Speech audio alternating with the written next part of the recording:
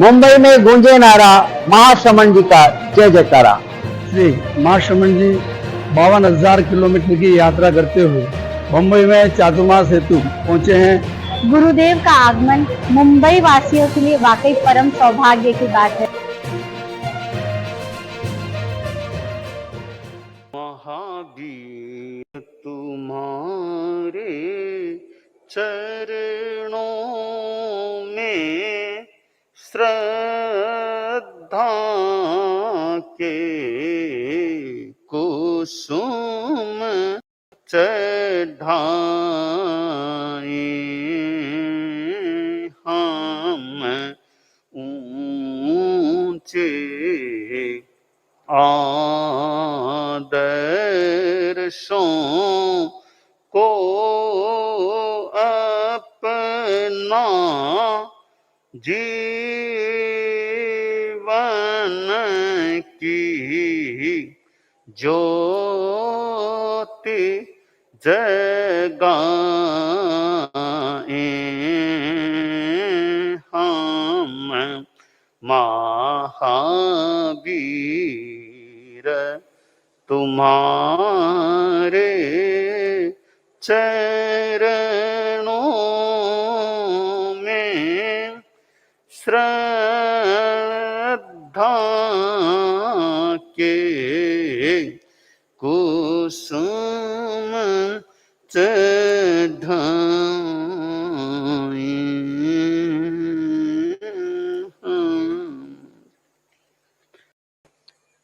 पन्नगे च सुरेन्द्रे च कौशिके पाद संस्पृशि निर्विशेष मनस्काय श्री वीरस्वामिने नमः।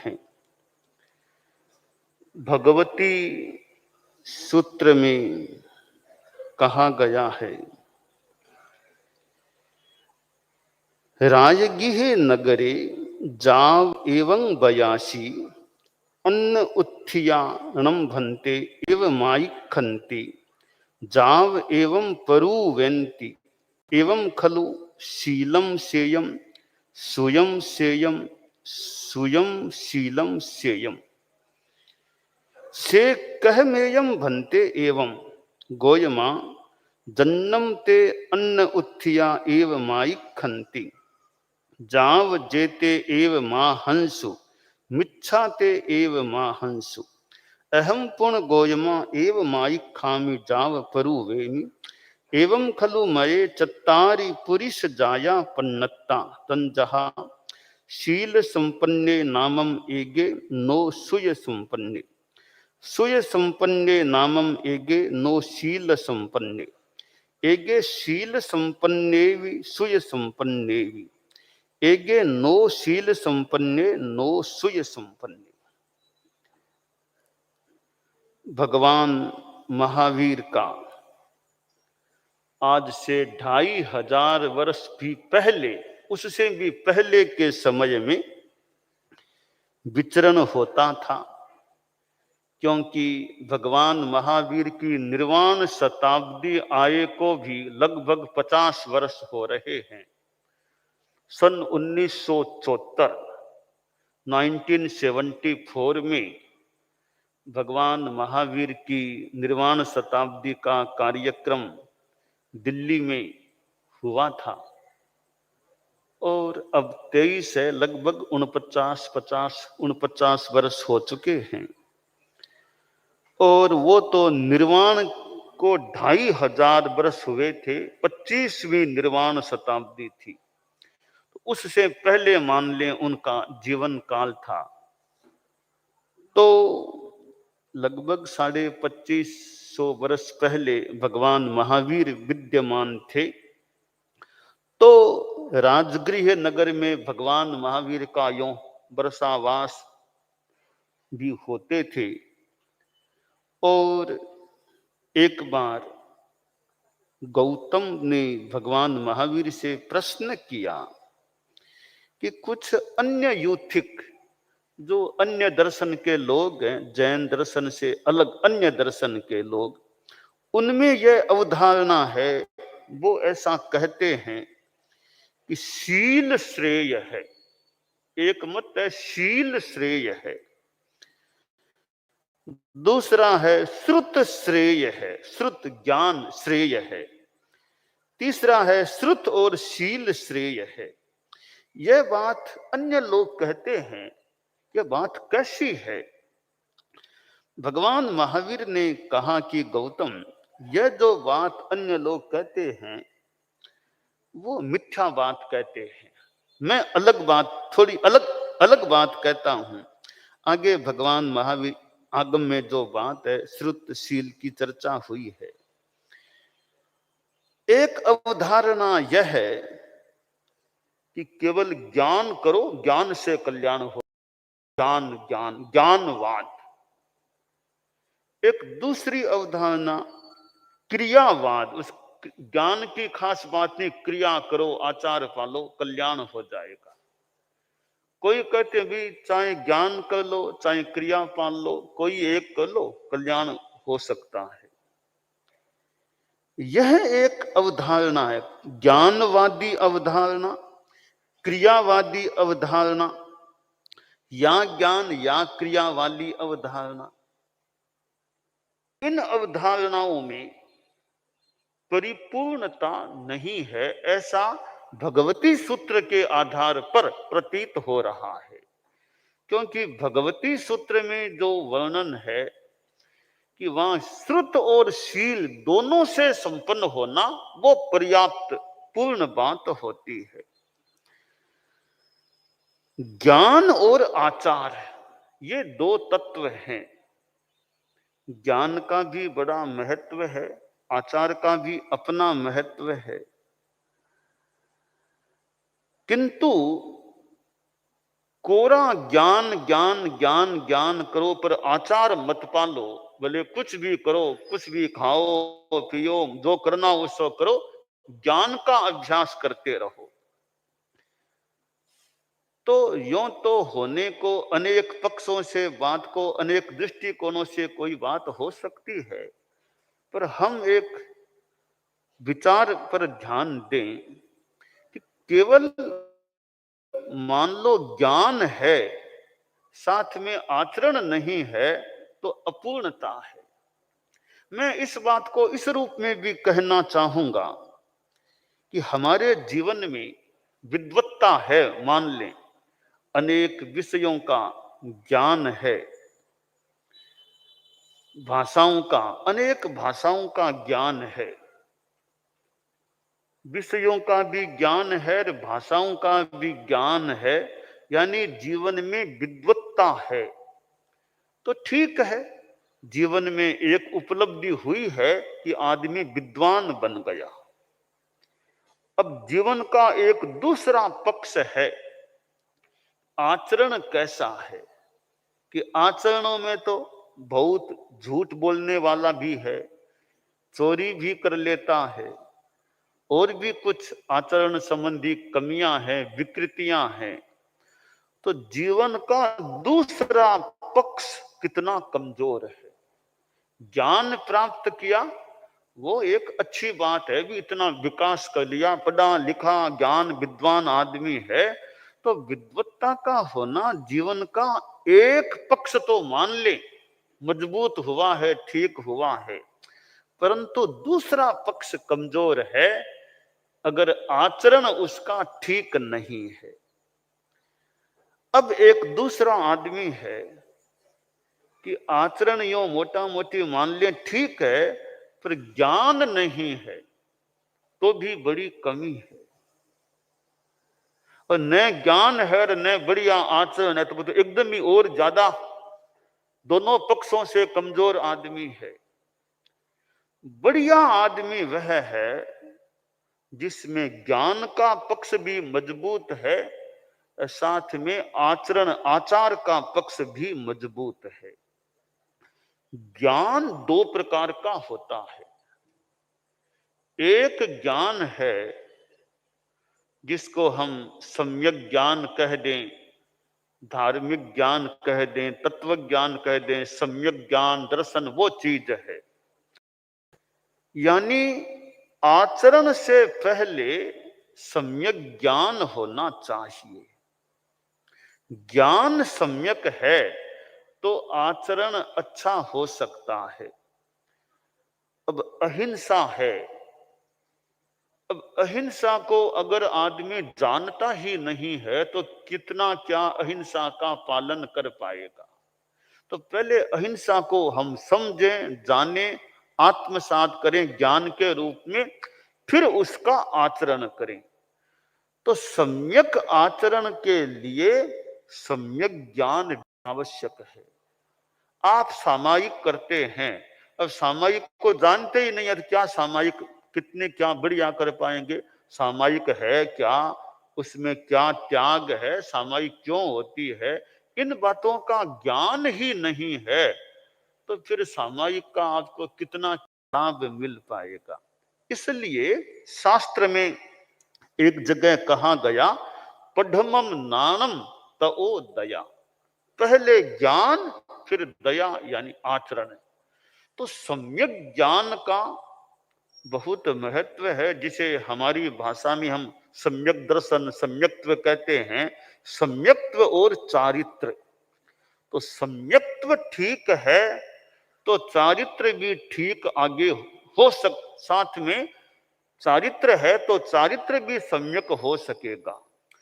सम्यक्त्व विहीन आचरण है तो फिर वो सम्यक चारित्र नहीं होता। तत्वज्ञान की थोड़ी सी गहरी बात है कि दो प्रकार के संसारी जीव होते हैं, भव्य अभव्य, भवसिद्धिक अभवसिद्धिक, भवी अभवी। एक ही बात, भव्य कह दो, भवसिद्धिक कह दो, भवी कह दो, इधर अभव्य कह दो, अभव सिद्धिक कह दो और अभवी कह दो। तो एक आदमी अभव्य है। अभव्य का मतलब उसमें मोक्ष में जाने की पात्रता है ही नहीं, वो कभी भी मोक्ष में जाएगा ही नहीं। ऐसा कोई आदमी है, प्राणी है, हम मनुष्य को मान लें, अभव्य है। अब वो अभव्य है, उसमें तीन काल में कभी भी सम्यक्त्व आ ही नहीं सकती, सम्यक ज्ञान इस रूप में हो ही नहीं सकता। ऐसा वो आदमी है।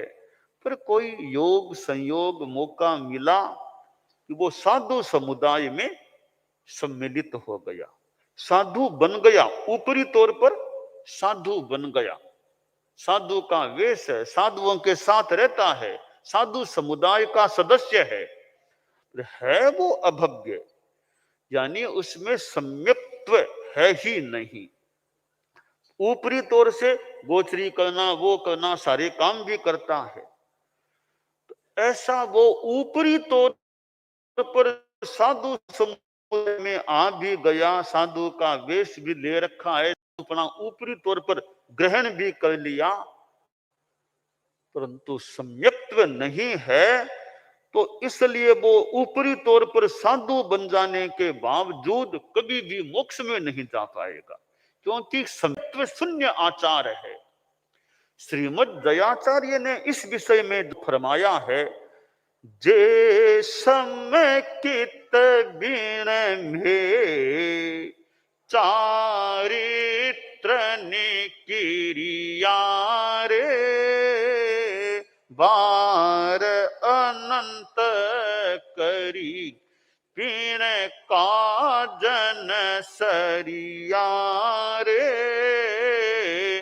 भाव भाव हिव समकित चारित्र, दोनों गुण पाए रे, वेदन समय सया लाभ सवाया रे, भाव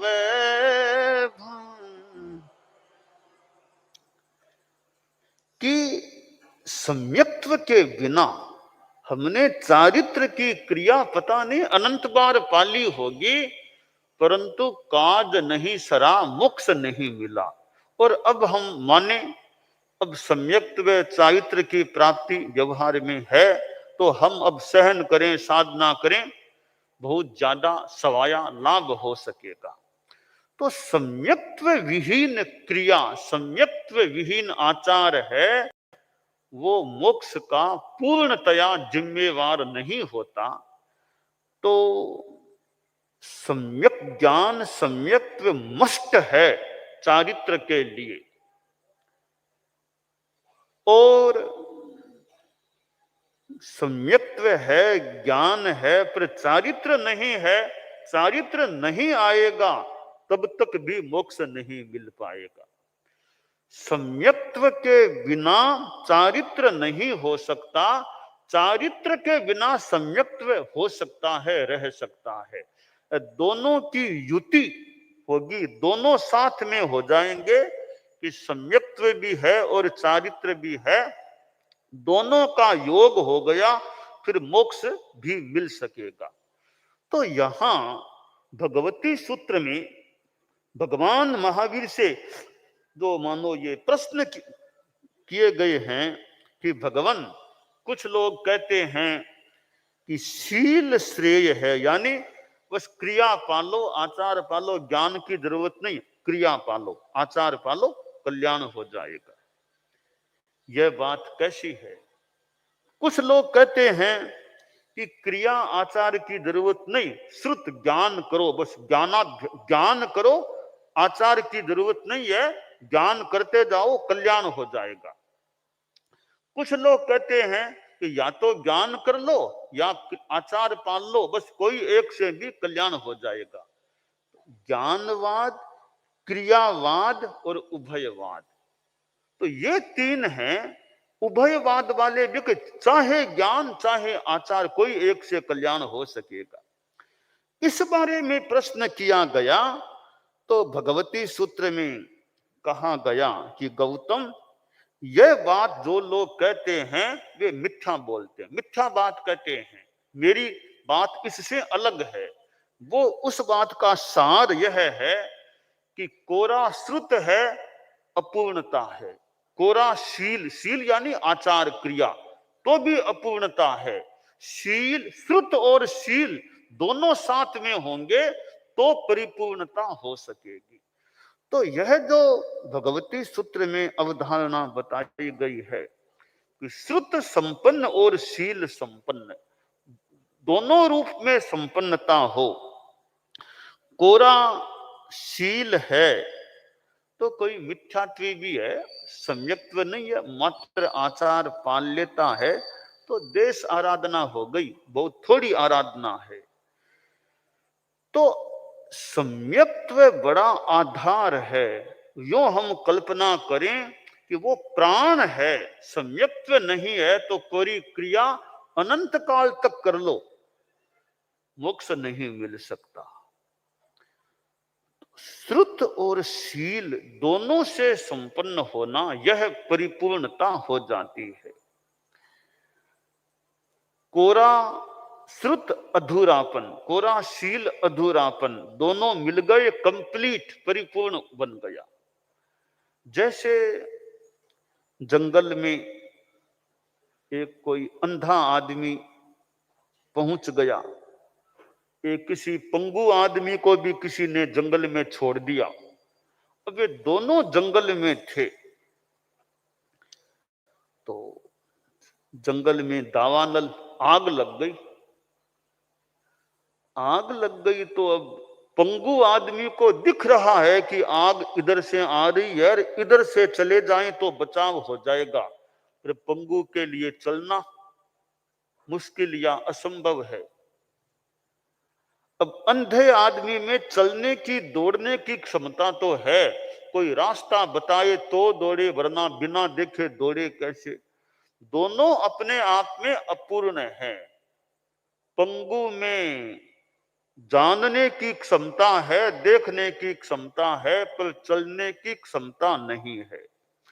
अंधे में चलने की क्षमता है पर देखने की क्षमता नहीं है। तो अब दोनों ही जंगल से बाहर नहीं आ सके, दोनों आग में स्वाहा हो गए, दोनों का प्राणांत हो गया।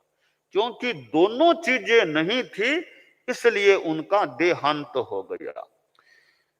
दूसरी बार फिर कभी दावानल लगा तो वहां फिर कोई अंधा आदमी था और एक पंगु आदमी था, दोनों आसपास थे। तो पंगु आदमी ने अंधे से कहा, भैया दावानल लग गया है, आग हमारे निकट आ रही है, अब बचाव के लिए प्रयास करना चाहिए।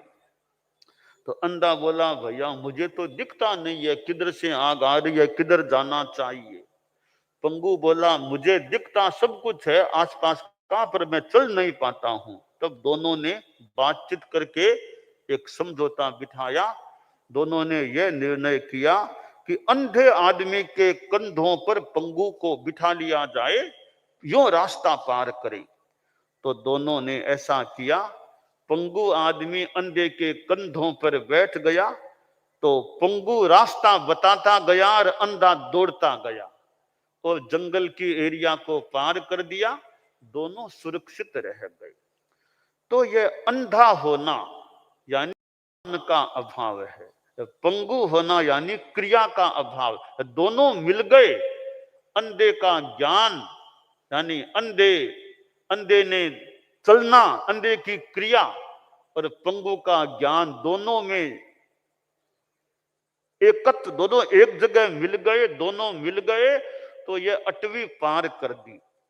इसी प्रकार यह संसार रूपी अटवी है, जन्म मरण रूपी अटवी है। इसको भी हम ज्ञान और आचार दोनों का योग बिठा करके दौड़ेंगे, चलेंगे, तो हम संसार रूपी अटवी से भी पार हो सकते हैं। तो यह श्रुत और शील की संपन्नता की बात भगवती सूत्र में 4 भंगों के रूप में बताई गई है कि कुछ लोग कोई शील संपन्न है पर श्रुत संपन्न नहीं है, कोई श्रुत संपन्न है शील संपन्न नहीं है, कोई शील संपन्न भी है और श्रुत संपन्न भी है, कोई न शील संपन्न है न श्रुत संपन्न है। तो ये तीसरा जो भंग है कि शील संपन्न भी होना और श्रुत संपन्न भी होना, ये तीसरा भंग का सबसे ज्यादा अच्छा है। तो हमें अपने जीवन में सम्यक ज्ञान और सम्यक क्रिया यानी सम्यक आचार दोनों का योग बिठाना चाहिए। ऐसा होता है तो आदमी मोक्ष को प्राप्त कर सकता है। तो ये भगवती सूत्र में जो बातें बताई गई हैं और स्पष्ट कहा कि यानी कोरा आचार कल्याण कर देगा, यह ठीक नहीं, कोरा ज्ञान कल्याण कर देगा, यह भी ठीक नहीं, ज्ञान या आचार कोई एक तो भी ठीक नहीं, ज्ञान आचार दोनों का योग होगा, तभी यह जीव मोक्ष को प्राप्त कर सकेगा। तो यह भगवती सूत्र में बहुत अच्छी एक बात हमारे जीवन के लिए है कि हम मोक्ष को प्राप्त हो सके।